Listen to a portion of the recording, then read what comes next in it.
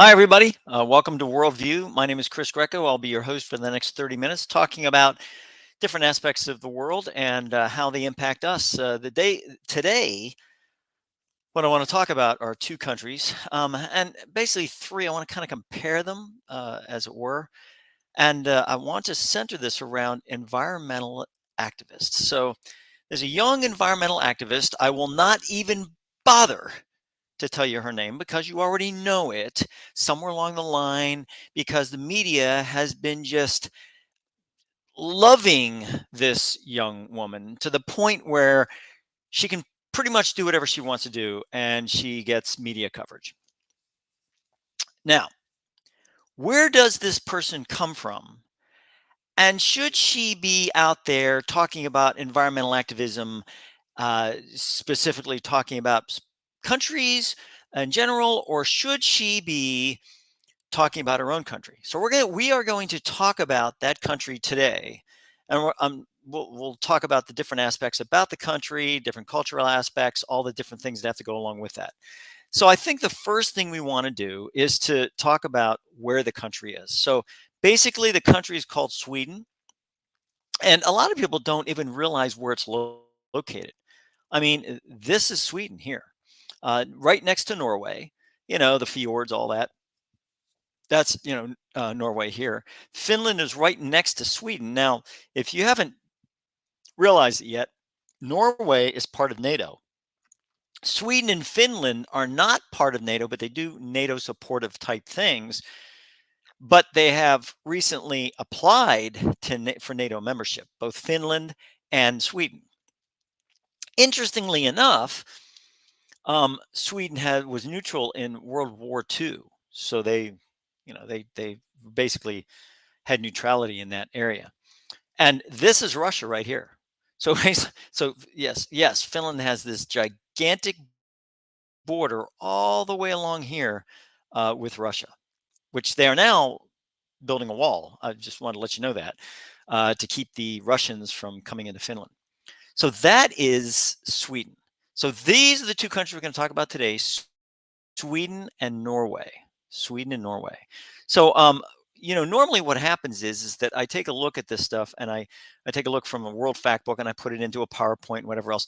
So rather than doing all that, I think what I'm going to do is I'm just going to take each one and just go through it. When we go through the CIA World Fact Book, you have this type of area: introduction, geography, people, society, all these different things. It really is a very, very, I say that over and over again. So let's talk about the comparison first. So this is Sweden, and this is what we're talking about when we talk about the size. So the size of Sweden, right around from Toronto all the way to Tallahassee, Florida. So it's a pretty long country, not as wide. Cincinnati to Charlotte here, if you're going catacorner. So it's not that big.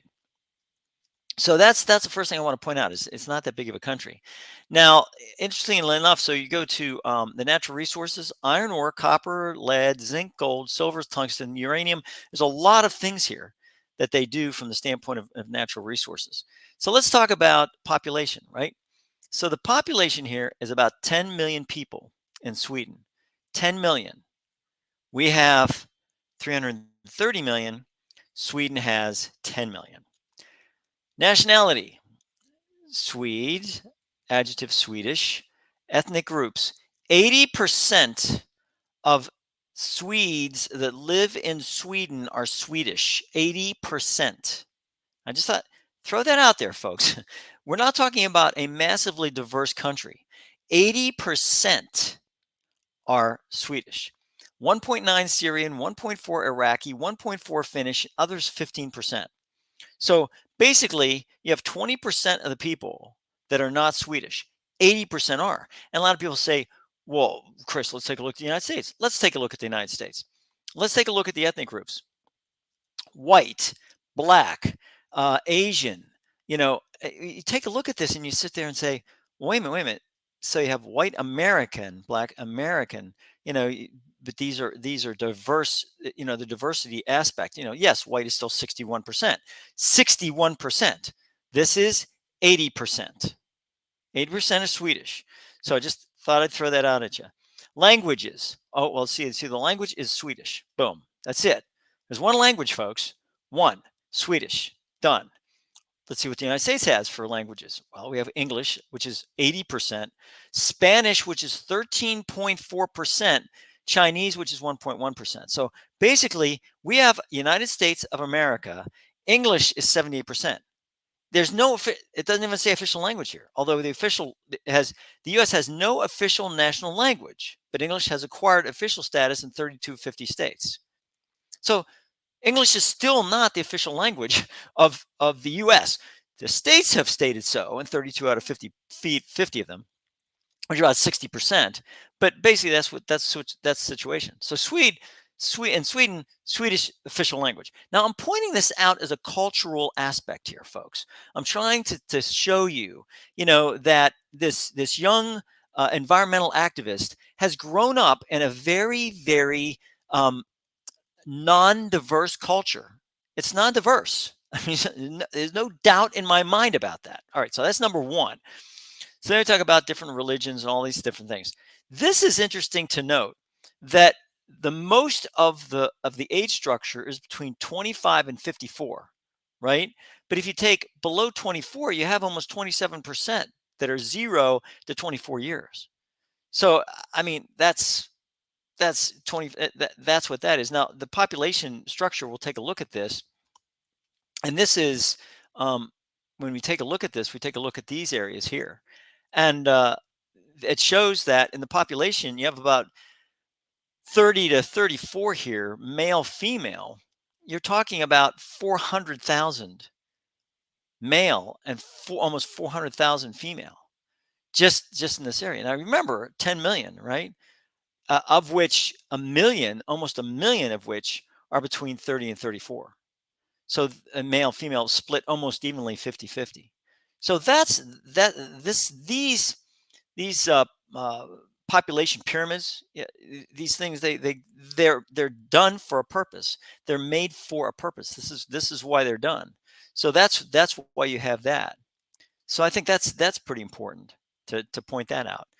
So median age 41 years. Okay, that's cool. Now let's go down here to where we talk about environment, because I think that's important. Um, so environment, current issues, marine pollution.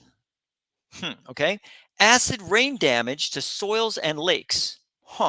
Air pollution, inappropriate timber harvesting practices. Now, folks, let's try to I'm just trying to make a case here, right? I'm bringing up data, and you can see some of my data aspects on the data show, but this is worldview. This young environmental activist is going around the world trying to stop coal mining, or coal-fired electric plants in Germany, those types of things. But yet here's her country that is undergoing marine sea, acid rain, air pollution. So you have water pollution, air pollution, and inappropriate timber harvesting practices. All these things are going on in her country, folks. And where is she? Oh, she's in Germany, protesting coal-fired plants. Congratulations. So I mean, so this is what I mean. Look at this, and it's a party to all these things, but none of the selected agreements are ratified. They're all signed but not ratified. All these different ones: air pollution, volatile organic compounds, law of the sea, marine dumping, London Convention. All these things a party to, but not ratified. Very important here. Very important, right? Particulate matter emissions, methane emissions, climate talks about that. Now, what I want to talk about next is these areas that we're talking about, like revenue from coal. Revenue from coal, 0% of gross domestic product. Cool. So they make no money off of coal. They don't produce any coal, folks. So, okay, well, that's cool. So that's good to know. So that goes into government and things like that. But I don't really, it's not that I don't care about that, but we're not really focusing on that at this point in time. What I want to focus on is different aspects about the power production, all these different areas. So let's talk about, it says here, timber, hydropower, and iron ore constitute the resource base of a manufacturing economy that relies heavily on foreign trade. Iron ore. Interesting. So they have to mine that. Interesting. So I just thought I'd throw that out there.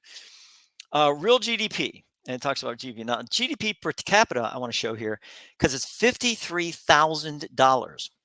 That means gross domestic products is $53,000 per person. Now, remember, this is 10 million people, right? In the United States, it's about 63,000. So Sweden and the United States are very close from the standpoint of being able to provide their people with, half decent wage, right? Half decent aspects.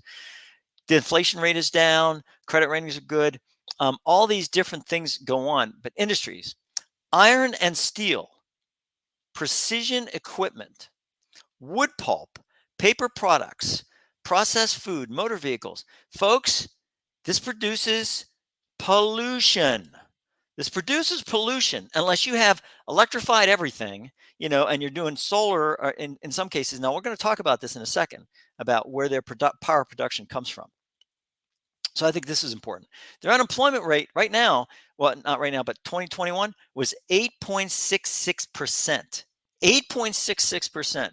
Let's see what the United States is, because we'll go to the economy here, and we'll just slop this together here. So what are we talking about when we talk about let's see, inflation rate 4.7% in 2021. Now it's grown since then, but not that much. Certainly not 8.8%. Okay, 8.6%. So youth unemployment rates 24%. So all these things go on there. And then we talk about different aspects about, exports. So let's talk about exports for a second. Exports. Let's see. Cars and vehicle parts. That would take energy. Packaged medicines, refined petroleum. Folks, refined petroleum takes power. Refined petroleum pollutes the air. So I just thought I'd throw that out there. Imports. What do they do? Car and vehicle parts, crude petroleum. So they actually import oil. They import oil. Some of this stuff, when it gets down to it, you sit back and you go, really? I don't think, and I can honestly say this, I don't think anybody in any media anywhere has really taken a look at Sweden from a standpoint of this type of detail. I don't think that I can't remember any media anywhere taking a look and dissecting the country from where this young person is from, sitting there condemning the UN for their lack of action, condemning everybody for their lack of action, not understanding that maybe what she ought to do, and this is probably why Sweden is very happy that she is out there in Germany and the rest of the places, because where she should be is right there in Sweden, doing what she does in Germany right there in Sweden. Now, of course, this is all my opinion, folks. This is totally and completely my opinion. You can take it or toss it for what it's worth. I don't care, from this standpoint. I'm just presenting you honest to God, no kidding facts on this, and you can make your own decision as to what you want to do. So let's talk about, exchange rates, all that. Now, electrical access. Here we go. Electrical generation process sources. 1% of total electricity generation is done by fossil fuels. Coal, oil is fossil fuels. Nuclear, almost 30%. Wind, 17.2%. Hydropower, 44.7%. A good bit. Biomass and waste, 6.9%. Now, much as I've busted Sweden the entire time here, this is good. This is good. Now, what I want to show is that then you get this and you go, well, Sweden's not bad, doing okay, whatever. Then all of a sudden you get the coal production. Then it's all of a sudden it's like coal production is 1.07 million metric tons. You have to dig for coal, folks. You cannot just coal just doesn't appear. You have to dig for it. When you dig for coal, there's a lot of environmental aspects that have to go into that. Now, I don't know how they do it, and I'm not going to try to conjecture as to, they're ruining their entire countryside digging for coal. I'm just saying, being brought up in Pennsylvania, coal digging can produce a lot of environmental damage. Just saying. Consumption, 3.328 million metric tons. So they're producing 1.07, they're consuming 3.328. Now, just go back to regular arithmetic here, folks. If you consume 3 million metric tons and you're producing 1 million metric tons, that means you're consuming 2 million more than what you're producing. The exports, they export coal. Folks, they export coal, 24,000 metric tons, but they import coal, 2.144 million metric tons. I mean, this is, again, go through this in your head. This is Sweden, right? This is where this young person comes from. Talking about environmental aspects. Look at what you adults have done. I can't believe this, blah, blah, blah, blah, blah, blah, blah, blah, blah, picture of time, all the whole 9 yards. Guess what? Your country imports 2 million metric tons of coal. You're in Germany protesting a coal-fired plant. What about in your own country? What are they using the coal for? Seriously, petroleum, total petroleum production. They produce 10.6 thousand barrels per day. The refined consumption is 295,000. So somewhere along the line they're doing this stuff, right? Crude oil, crude oil and at least condensate, whatever that is. Refined oil products production. They talk it there. Exports. They export petroleum, refined petroleum, 371,000 barrels per day. Now, this is the one that really will just, wow. Natural gas. They produce nothing. They produce zero. Zero produced. Zero. And that's 2021. Maybe they've produced some since then. Don't know. So consumption. 1 billion, over 1 billion cubic meters of natural gas is consumed since in 2020, right? Now, it's 3 years old. This is 3 years old. This is, it's 2023, right? So you sit back and you go, oh, in 3 years, they probably, but I'm telling you that in 2020, they consumed 1 billion cubic meters of natural gas. Billion with a B. I mean, so you sit back and you go, exports. They export 34,000 million cubic meters, right? Imports. They import 1 billion cubic meters. Okay? So, I mean, all that. Carbon dioxide emissions, 48.144 million metric tons. So you sit back and you go, oh, geez, that's really, that's interesting. So let's take country comparison to the world is 59. I can actually kick that, and we can go all the way through here. So let's talk about 59. So 59 is Sweden, right? 2019 estimates. They may have cut back.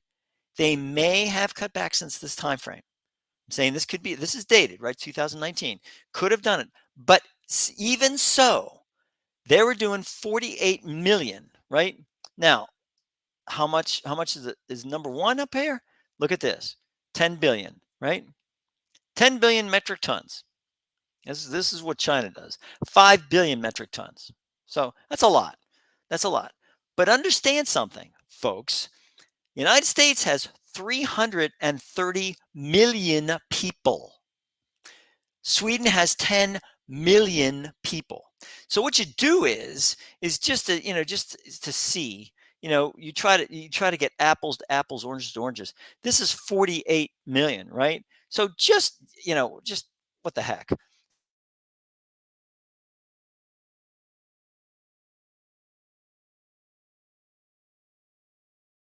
So what we're going to do is we're just going to take this and we're just going to take a calculator here real quick. And right? So it's 48. Let's just take 48 million, right? 48 million times 30, right? Because 10 million times 30, right? It's going to be 330 million or 300 million, whatever you call it. So what is it? Now we're talking about 1 billion. So yes, we're 5 billion. They're at 1 billion because if we take apples to apples, if we take the density population against the density population, that's what we get.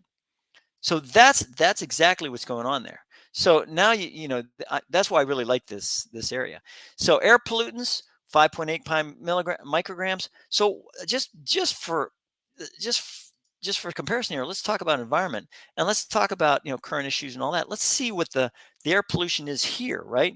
So our revenue from coal is 0.2% of our, so it's not that much. So let's take a look at real quick. We were taking a look at air pollutants, right? So we're going to take a look at air pollutants. And we're going to see, hey, what are we talking about? So it's government, where are we? Energy, electricity.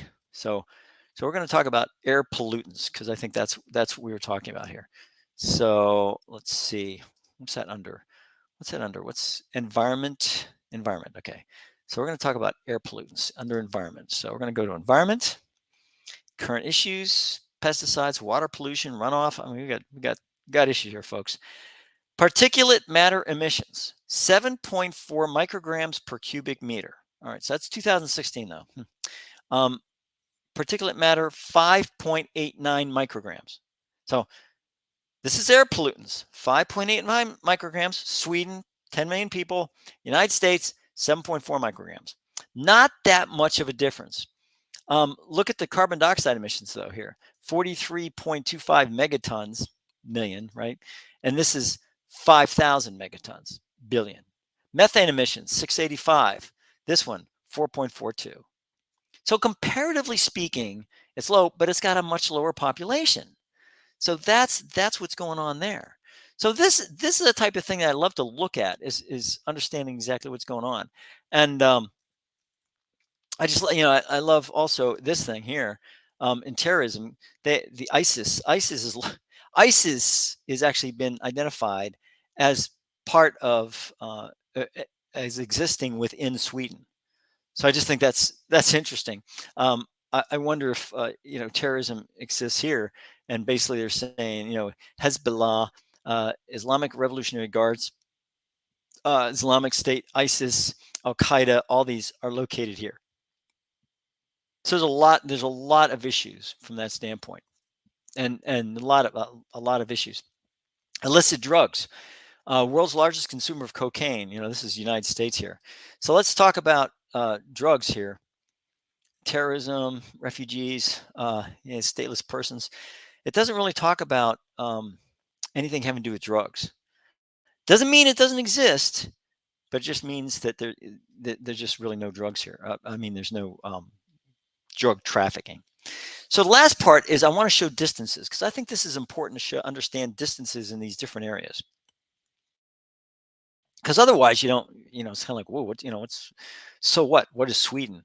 So what we're going to do, first of all, we're going to say, how many miles is it? How many miles is the entire area here?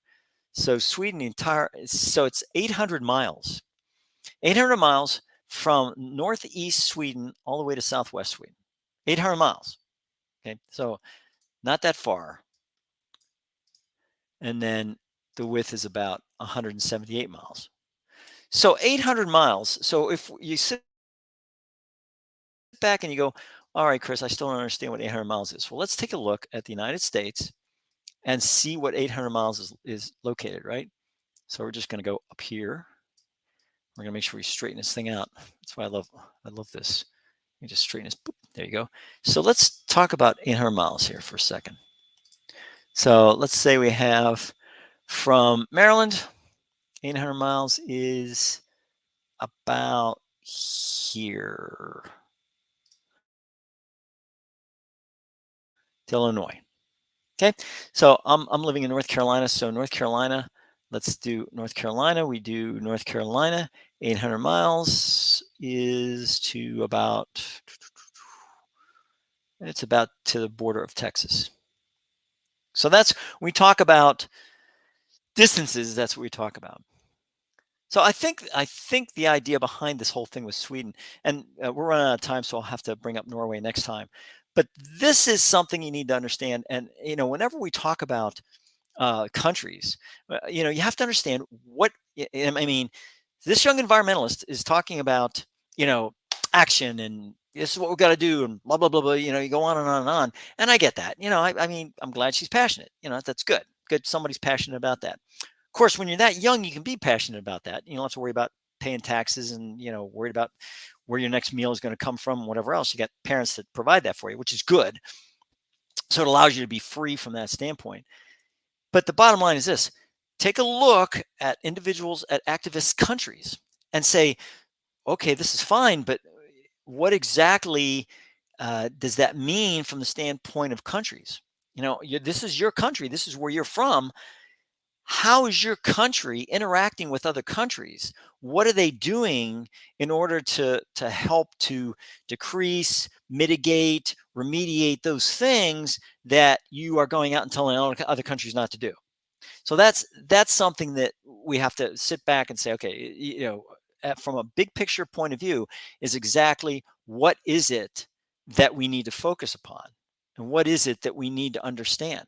So I think there's hopefully a lot of facts that I brought up today that you can sit back and you can kind of go through. And again, it's not to indict this individual and to sit there and say, oh, her message is just not worth listening to. I think, though, that what happens is that people are very big at talking and not much at doing action. Um, Protesting a coal-fired electric plant, some people might consider to be action. I would say that action needs to be taken from the governing body of whatever that is. Now, Germany is undergoing a lot of energy issues at this point in time, and the winters are very bad there. I mean, I was stationed there. I know. So what happens is that they need electricity. They need electricity just to do things, just to be able to exist. So I think that this coal-fired plant, they're trying to make things happen. India is producing a lot of coal. They love coal. Coal is beginning to make a very, very big deal in India. China has a lot of coal. So there's a lot of countries using coal. And the bottom line is this, is that they're finding that natural gas is becoming a very, very scarce commodity. They have to do something with that, and that's why they're going to coal. So there's a reason all this is happening. It's just, we just have to sit back and take a look at this and understand exactly not just why it's happening, but also how it's impacting other individuals. So on that note, that does it for me and Worldview. I would like to say thank you so much for watching, and understand that the worldview always exists. It's something that no matter what you do, it will always be there. No matter where you are, no matter where you wake up, it's going to exist. So this is Chris Greco. Thank you so much for watching. And remember always to have a good, solid worldview. Have a great day. Take care.